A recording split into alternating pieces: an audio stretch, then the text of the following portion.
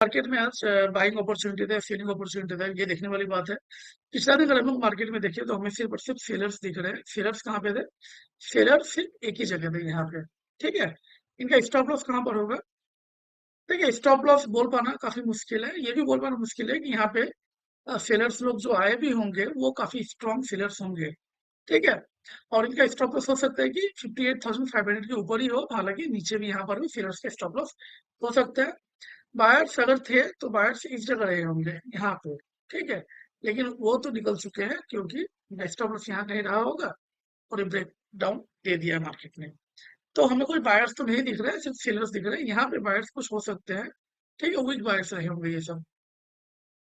चलिए, अब मार्केट में यहाँ पे बायर्स है, यहाँ पे सेलर्स है। मार्केट क्या किया? मार्केट जो ओपन हुआ वो सेलर्स के आसपास ही ओपन हुआ। सेलर्स के आसपास ओपन होने का मतलब ये है कि सेलर्स निकल चुके हैं।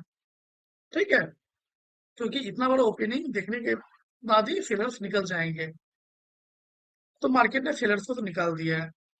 अब मार्केट कर क्या सकते हैं? देखिए, मार्केट जब इतना बड़ा रेड कैंडल बन जाए ना, मैं तो थोड़ा इंतजार कर रहा था यहाँ पे कि क्या कर सकते हैं, बाइंग करे या सेल करे। क्योंकि गैप अप जो था वो थोड़ा बड़ा था, मैं यहाँ पे देखना चाह रहा था। अगर यहाँ कोई ग्रीन कैंडल इस तरह से बन गया हो तो बड़ा, तो मैं ऑब्वियसली बाई करता है। क्यों? क्योंकि ये जो सेलर्स है इनका स्टॉप लॉस कहीं ना कहीं ये 58,500 के ऊपर मिलेगा। और मार्केट अगर ग्रीन कैंडल बड़ा बनाता तो फिर इनके स्टॉप लॉस को हट करने के लिए ऊपर की तरफ जाता। लेकिन मार्केट ने बनाया बड़ा रेड कैंडल, तो इससे मुझे ये समझ में आया कि यहाँ जो कमजोर बायर्स है उनको मार्केट टारगेट करेगा। इसके अलावा भी हमें नीचे भी कुछ बायर्स का स्टॉप लॉस दिख रहा था यहाँ पर। तो मार्केट इनको भी हिट करने के लिए नीचे की तरफ जाएगा। ऐसा मेरा मानना था, इसलिए प्लान जो था वो सेलिंग का था। अब सेलिंग के प्लान में हम सेल करेंगे कहाँ पे करेंगे? चलिए, मार्केट ने बड़ा रेड कैंडल बनाया, बना के नीचे आया, फिर मार्केट ऊपर जाने लगा। ठीक है, तो हम देख सकते हैं 61% से रिट्रेसमेंट लिया हुआ है मार्केट ने। लेकिन हम लोग दोबारा इंतजार करते हैं रिट्रेसमेंट का। अपना जो ट्रेड है वो यहाँ पर होना चाहिए इस कैंडल में। ठीक है, यहाँ अगर ट्रेड को मिस करता है या फिर थोड़ा पैसेंस रखता है तो उससे मौका मार्केट ने इस कैंडल में और इस कैंडल में दिया था एंट्री का। ट्रेड अगर लिया जाता तो आपको 40-45 मिनट्स में 1:2 का रिवॉर्ड मिल गया होता।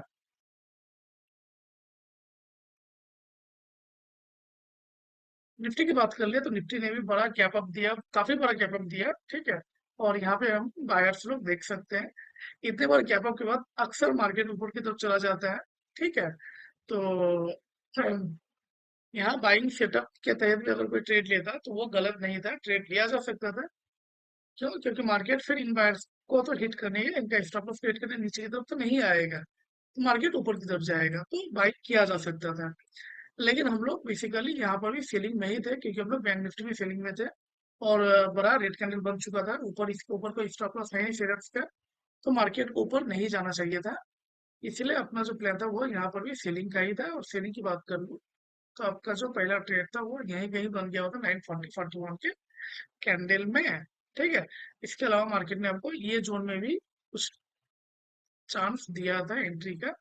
यहाँ पर एंट्री किया जाता है, आपको थोड़ा सा पॉइंट्स तो दिखा था मार्केटिंग एंड अल्टीमेटली आपका स्टॉप लॉस को हिट करता है। मिलते हैं मंडे, तक के लिए धन्यवाद। जय हिंद।